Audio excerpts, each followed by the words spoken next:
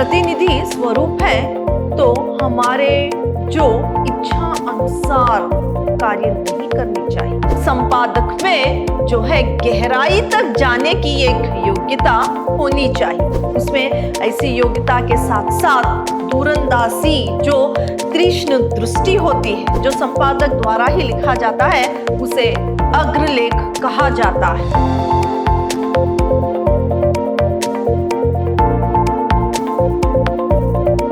प्रणाम, मैं Rihanna yes, अति उत्तम विद्याश्रम की हिंदी प्रवक्ता। मेरे BCA के जो भी सेकेंड सेमेस्टर के विद्यार्थी हैं, आज मैं जो आपके लिए पाठ्यक्रम है इस सेमेस्टर, उसमें से जो यूनिट 4 के अंतर्गत जो पत्रकारिता है, इसके अंदर जो संपादक यानी पत्रकारिता के अंतर्गत जो संपादक के दायित्व है, इसके बारे में जानकारी दूंगी। संपादक के दायित्व के बारे में संकेत करते हुए सार सुधानिधि के संपादक ने कहा है, जब हम अपने देश के प्रतिनिधि हैं, प्रतिनिधि स्वरूप है, तो हमारे जो इच्छा अनुसार कार्य नहीं करनी चाहिए। इच्छा अनुसार क्या है? इच्छा के अधीन होना उचित नहीं है। इस गुरुतर कार्य में तो वही समर्थ हो सकता है कि जिसके मन को विवेक प्रतिक्षण यानी सतर्क करता है, यानी जिसके मन में विवेक हो, वही इस गुरुतर इस महान कार्य को कर सकता है। जो संपादक का कार्य है वो उसके लिए क्या है? विवेक की बहुत ही आवश्यकता है। हम इस देश के प्रतिनिधि स्वरूप, अगर कोई संपादक प्रतिनिधि है इस देश के, वो प्रतिनिधि है, उनमें विवेक की बहुत आवश्यकता पड़ती है। तभी संपादक का जो कार्य है वो महान है, इस कार्य को वो कर सकता है। इस तरह से जो सार सुधानिधि के संपादक हैं, उन्होंने कहा है, यदि कोई संपादक साम्यवादी के प्रति विचारधारा का है तो उसे हर विषय के साम्यवादी तत्व ही दिखाई पड़े, और कोई संपादक धर्म निरपेक्षता के प्रति अनुग्रहित है तो उसे उस बात में धर्म निरपेक्षता दिखाई देगा जिसमें वो देखना चाहता है। देखिए, यदि कोई संपादक साम्यवादी है, साम्यवादी का अर्थ है कम्युनिस्ट, यानी समाज में सबका समान, सबको समान अधिकार दिलाना, अधिकार सबका समान होता है। तो ऐसे जो साम्यवादी होते हैं, उनके जो साम्यवादी के प्रति जो विचारधारा है, जो समान रूप से समाज में सभी का अधिकार है, इसी विचार रखने वाले उनके विचार होते हैं, तो हर विषय में साम्यवादी तत्व ही दिखाई पड़ते हैं। और संपादक धर्म निरपेक्षता है, किसी धर्म यानी कोई धर्म का क्यों ना हो, फिर भी वो क्या है? किसी धर्म का साथ नहीं देते, यानी सभी धर्मों को एक साथ देखते हुए वे क्या है? उसके बारे में समाचार, जो भी सत्य समाचार है, उसे सामने लाते हैं। तो उसे इस बात में धर्म निरपेक्षता दिखाई देगी जिसमें वो देखना चाहता है। तो आगे देखिए, कुछ समाचार पत्रों की नीतियों राजनीतिक लक्ष्य से भी जुड़ी होती है, अतः वो उन्हें प्राप्त करने के लिए पत्रकारिता का उपयोग करते हैं। संपादकों की विचारधारा के अनुकूलन ही समाचार पत्रों से संपादकों से निष्पक्ष रहने की आशा ही कर सकते हैं। उसी तरह जैसे प्रशासन से न्याय की और पुलिस से वास्तविक अपराधी को दंडित कराने की, लेकिन ये सब यथार्थ में नहीं होता। यहाँ पर कुछ समाचार पत्र की नीतियों राजनीतिक लक्ष्य से भी जुड़ी होती है। कुछ समाचार राजनीतिक लक्ष्य से भी जुड़ी होती है। जो राजनीतिक लक्ष्य है, उस लक्ष्य को प्राप्त करने के लिए ये क्या है, पत्रकारिता का भी यहां पर उपयोग करते हैं। तो संपादकों की विचारधारा के अनुकूलन ही समाचार पत्र से संपादकों से निष्पक्ष होने की आशा ही कर सकते हैं। लेकिन जो राजनीतिक लक्ष्य है उस प्राप्ति के लिए जो समाज यानी पत्रकारिता का वो उपयोग करते हैं, लेकिन यहां पर जो संपादक जो होते हैं कि उनकी विचारधारा के अनुकूलन ही, जो वो विचार करते हैं उसके अनुकूलन ही वो समाचार पत्रों से संपादकों से निष्पक्ष रहने की आशा करते हैं। वो किसी के पक्ष में, संपादक क्या है, वो किसी के पक्ष में नहीं होना चाहिए। उनसे आशा है कि वो निष्पक्षता से, राजनीतिक लक्ष्य हो या कुछ और हो, लेकिन निष्पक्षता से वे क्या है, जन समूह के सामने समाचार लाए। यही उनसे आशा की जा सकती है। आगे जिस तरह, जैसे यानी उदाहरण के तौर पर, जैसे कि पुलिस से जो अपराधी को दंड मिले, ऐसी आशा होती है। इसी प्रकार जो भी संपादक है वो किसी के पक्ष में ना होकर, जो वो विचार करके, उचित विचार करके और क्या है, जन समूह के सामने सत्य जो है वही समाचार लाने की अपेक्षा की जा सकती है। किसी पक्ष में भी क्या है, ना रहकर न्याय से ही विचार करके सत्य को जन समूह के जन के सामने लाना संपादक के दायित्व होते हैं। ये उन पर दायित्व है। आगे संपादक के गुण क्या होनी चाहिए? तो संपादक को घटनाओं में यानी झांकना, उनमें गहराई तक जाने की योग्यता होनी चाहिए। पहला गुण क्या है, संपादक में ऐसा होना चाहिए कि वो क्या है, जो भी घटना घटे उसमें झांक कर, यानी उसकी तह तक जाने की योग्यता होनी चाहिए। उसकी तह तक जाने की योग्यता संपादक में होनी चाहिए। और घटनाएं कभी कभी इतनी उलझी हुई होती है कि जिसे हम घटना का मुख्य पात्र समझ रहे होते हैं वो ना होकर दूसरा होता है। कभी कभी ऐसी घटनाएं क्या है, ऐसे कुछ केसेस होते हैं, ऐसे कुछ घटनाएं घटती है कि वो क्या है, बहुत सारी उसमें उलझने होती है। अंदेशा कुछ और होता है, किसी को समझते हैं तो कोई और उस घटना के पीछे होता है। तो ऐसे में क्या है, तहा संपादक यदि घटनाओं का ठीक प्रकार विश्लेषण नहीं कर पाते तो वो समाचार भी आधा अधूरा ही लिख पाएंगे। तो उसकी तह तक जाकर, उस घटना की तह तक जाकर जो सत्य है उसी को ही लिखना है। नहीं तो यहां पर संपादक को आधी अधूरी ही समाचार देना पड़ेगा। अगर उसने ठीक तरीके से उस घटना की तह तक नहीं जा पाए तो संपादक आधा अधूरा ही क्या है, यहां पर समाचार जो है वो लिख पाएगा। इसीलिए संपादक में जो है गहराई तक जाने की एक योग्यता होनी चाहिए। समाचार का पूर्ण रूप से निरूपण करने के लिए संपादक को घटना के पूर्व संदर्भ को समझना आवश्यक होता है। तो जो घटना घटी है उसके पूर्व, उसके यानी घटना से पहले की बातों को भी जानना संपादक के लिए आवश्यक है। और आरंभ से अंत तक जो घटी है उसकी भी जानकारी और उसके पूर्व की जानकारी, ये दोनों बहुत ही आवश्यक है संपादक के लिए। तो तभी वो, अगर वो सारी घटना समझ पाएगा तो ही सही समाचार जनता के सामने ला सकता है।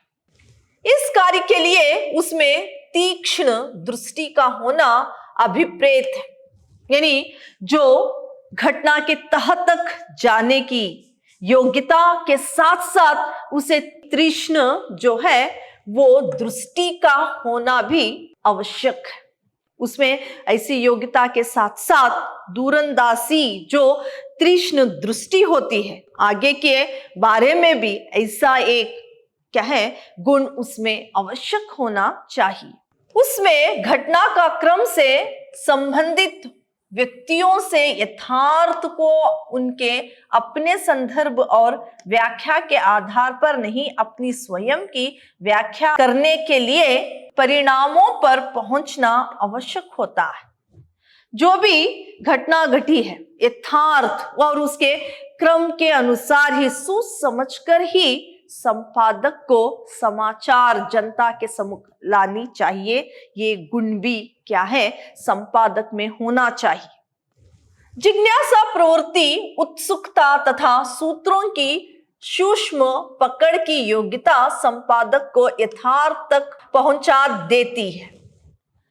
और संपादक में जिज्ञासा होनी चाहिए, यानी किसी भी घटना तक, कोई भी एक समाचार के तह तक जाने की एक जिज्ञासा, उसके मन में एक इच्छा, जो जिज्ञासा संपादक में होनी चाहिए और उसमें उत्सुकता होनी चाहिए, तभी एक अच्छा संपादक बन सकता है। यह गुण भी संपादक में होनी चाहिए, ऐसी योग्यता भी उसमें होनी चाहिए।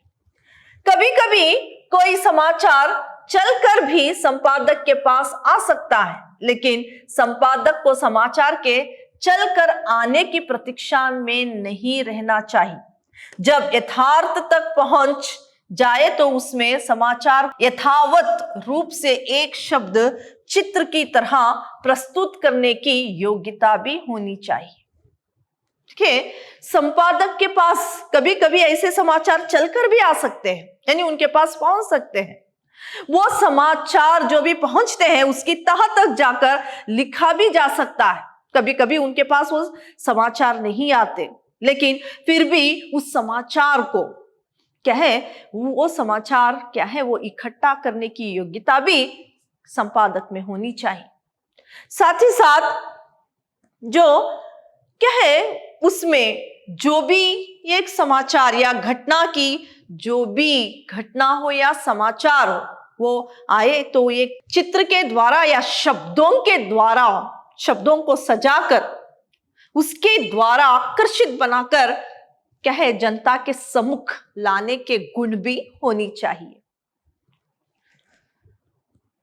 एक उत्तरदायित्वपूर्ण भावना से संवाद संकलन के कर्तव्य को पूरा करने के लिए उसमें निर्भीकता, सत्यता के प्रति लगाव, पूर्वग्राही से मुक्त होने की आत्मशक्ति की आवश्यकता है।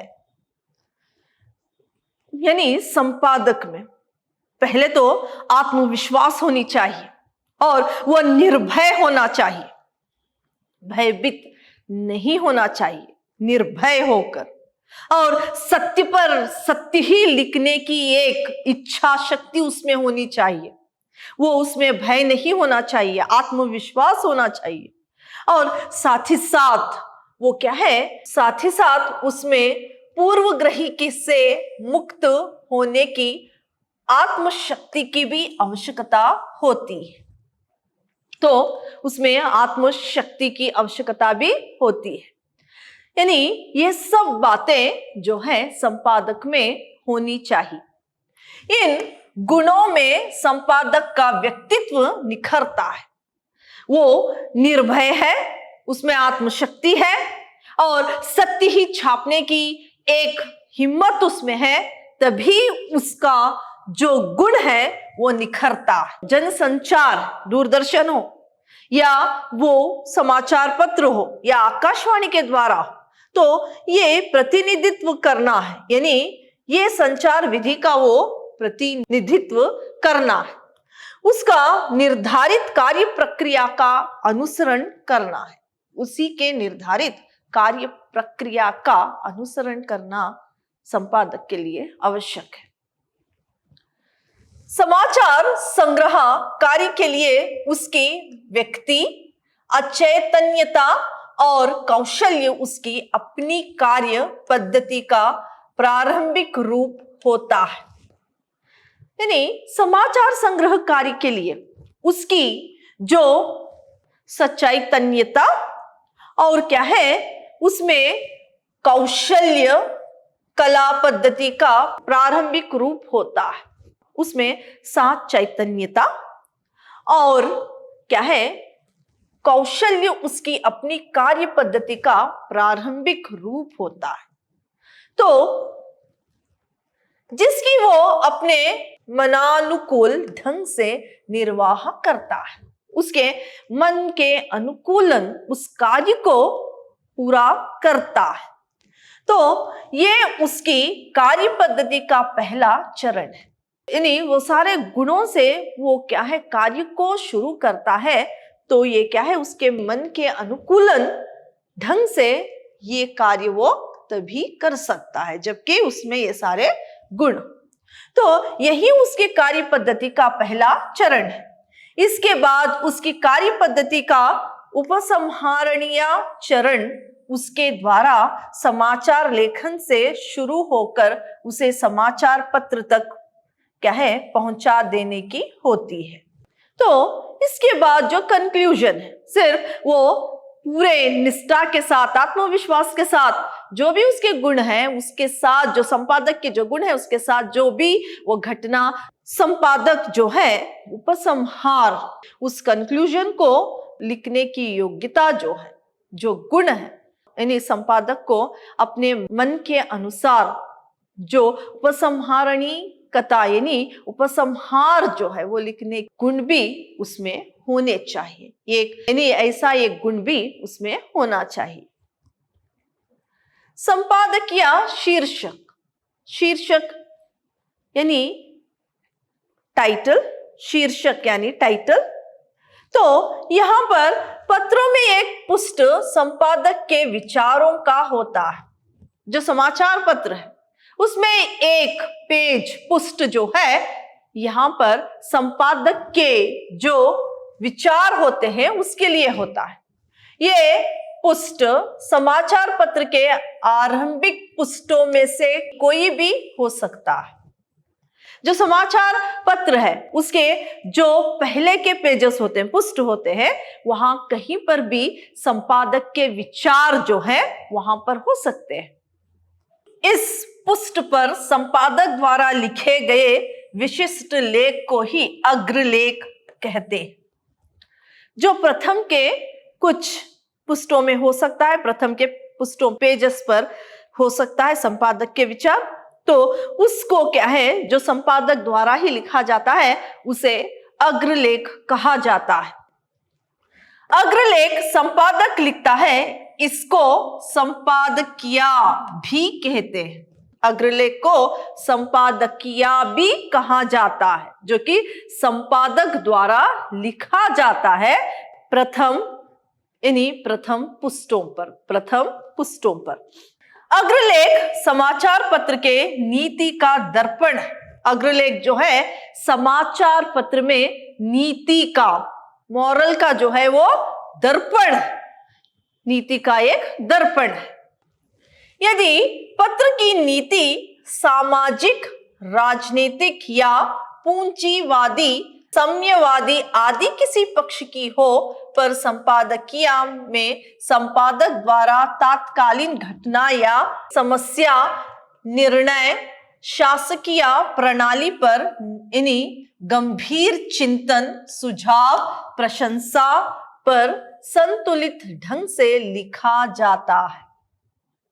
यानी जो भी समाचार यदि पत्र की नीति सामाजिक पर या राजनीतिक या पूंजीवादी या साम्यवादी आदि किसी पक्ष में की हो पर संपादकीय में संपादक द्वारा तात्कालीन घटना या समस्या का निर्णय और शासकीय प्रणाली पर गंभीर चिंतन और सुझाव, प्रशंसा पर संतुलित ढंग से लिखा जाता है। किस पर भी हो, लेकिन जो संपादक जो है संतुलित ढंग से उसे लिखते हैं। तो इस पुष्ट पर देश विदेश के बड़े लेखकों के समकालीन विषयों पर विषय तज्ञ से लिखा प्रकाशित किए जाते हैं। जो समाचार पत्र की नीति के अनुकूलन भी हो सकता है। इस पुष्टों में विशेष रूप से भौतिक विचारों का पुष्ट है, जो पाठकों द्वारा प्रायः बाद में ध्यान से पढ़ा जाता है।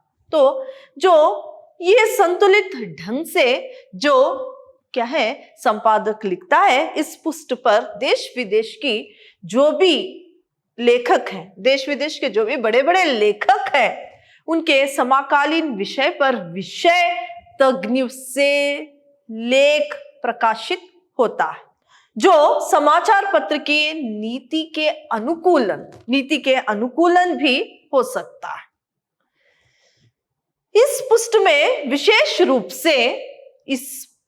विशेष रूप से भौतिक विचारों का जो है, इन्हीं भौतिक विचारों के बारे में ही लिखा जाता है, जो पाठकों द्वारा प्रायः बाद में ध्यान से पढ़ा जाता है। जो भी पढ़ने वाले हैं, पाठकों के द्वारा ध्यान से पढ़ा जाता है। जब किसी संपादक की कलम निर्भीक चलती है तो देश में हलचल मच जाती है। अगर कोई संपादक किसी से ना डरते हुए उसका कलम चलता है सत्य लिखने के लिए, तब क्या है कि देश में हलचल मच जाती है। निर्भीकता से अगर संपादक अपना यानी जो भी सत्य है उसे लिखना शुरू करे तो देश में हलचल मच जाती है। राजनीतिक उथल पुथल के लिए भी कारण बन सकता है। जो भी राजनीतिक पर्दाफाश होता है इन्हीं नेताओं का, तब क्या है देश में उथल पुथल मच जाती है सत्य लिखने के बाद, और क्या है राजनीतिक में भी उथल पुथल हो जाती है। कलम एक अस्त्र की भांति काम करता है।